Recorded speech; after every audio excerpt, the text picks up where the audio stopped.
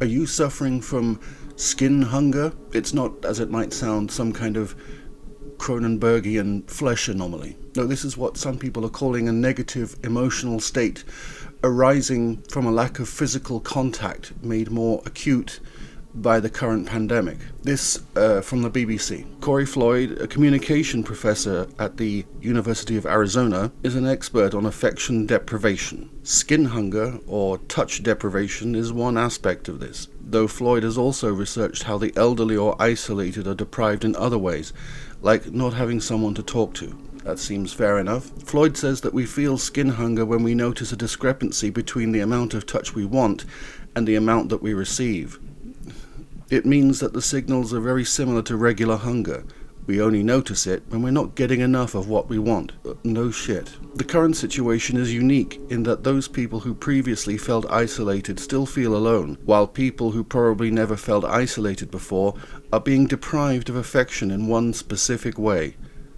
Touch. Here is where I start to push back a little. I mean, the term deprived of affection seems to suggest that there is some agency that is supposed to provide you with the thing but somehow failing to do so. And I wince a little at this language. In media there's a thing that we might call the lifestyle and therapies market, and from it seems to be coming this idea that being tactile or cuddly is something that we should consider as a matter of conscientiousness, and I think that's a little bit messed up. First of all, I mean, I think that a lot of what's being described as skin hunger is not really a need in a proper sense, but more of a strong desire. But even if, for the sake of argument, we call it a need, right? Like the need for sex or entertainment, we ought to be very careful to recognize that whilst we can and perhaps should identify those frustrations and sympathize with them, we cannot in any way oblige unafflicted parties to perform a remedy. It feels like agency and consent could easily slip through the cracks of this conversation when I think they should be quite central to it. I mean, if we're to say that there is somehow, let's call it poor cuddle distribution, right, then it's probably the case that those that aren't getting what they want aren't getting it because those who are not providing it do not want to provide it. Now, in the case of food, water, shelter, medicine, then there might be an argument for reassessment, but there is no moral case for a redistribution of intimacy. Now, in all fairness, I don't see any mainstream platforms directly arguing for that, but I can easily see people running with the idea that there is one, and they shouldn't do that. They definitely should not do that. Personal space is not for anyone to negotiate outside of the parties directly involved, and we can't start framing it as some kind of community responsibility, you know? Have you hugged your auntie and uncle today? Well, maybe you don't want to, even under non-COVID conditions.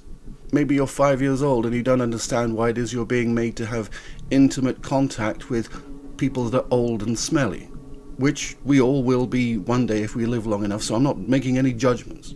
So for God's sake, let the child volunteer the hug. Don't go demanding that shit, because frankly, when you hug the child, you are trading up, and the child is trading down. So the thing is theirs to administrate. Seriously though, people shouldn't be guilt-tripped for not being tactile enough. Not even with families. Not even with lovers.